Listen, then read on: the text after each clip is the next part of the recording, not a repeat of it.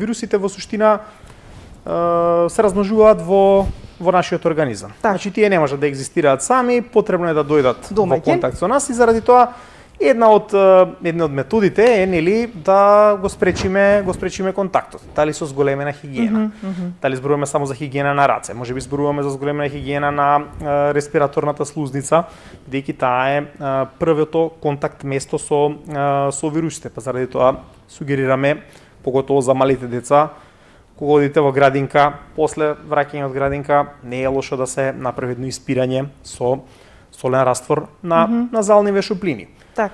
Во конкретнава ситуација можда не е лошо да се направи испирање гаргара со солена вода и на грлото, па и со јодни раствори. Се тоа елементи од основната хигиена кои што ни помагаат доколку дојдеме во одреден контакт, ние секој ќе дојдеме во контакт со патогените, тие се насекаде меѓу нас. Неможно е да не дојдеме во контакт. Значи, да преку добра хигиена на слузниците спречиме да дојде до нивно инфилтрирање во организмот.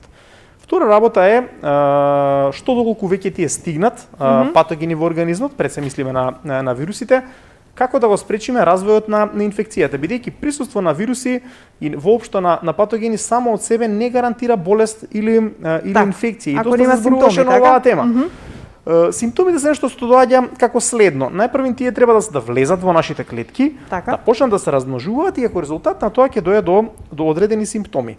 Дали ќе воопшто ќе се случи ова или не и во кој обем ќе се случи тоа, од тоа зависи како ќе бидат симптомите и тежината на сликата. Ако ние имаме добар имунитет, тоа значи една здрава средина во која што нашиот имунен одговор кој што се базира на мал милион значи активни твари кои што ни помагаат тука да функционираме. Дали дискутираме тука за леукоцити, за лимфоцити, за макрофаги и така натака. Или дискутираме за антитела кои што се веќе мемориски клетки кои што претходно се сретнале со патогенот, па веднаш ќе реагираат. Значи се тоа делови од нашиот имун систем кои што доколку е во добра кондиција, во најголем број од случаите нема да дозволи да дојде до развој на сериозна клиничка слика.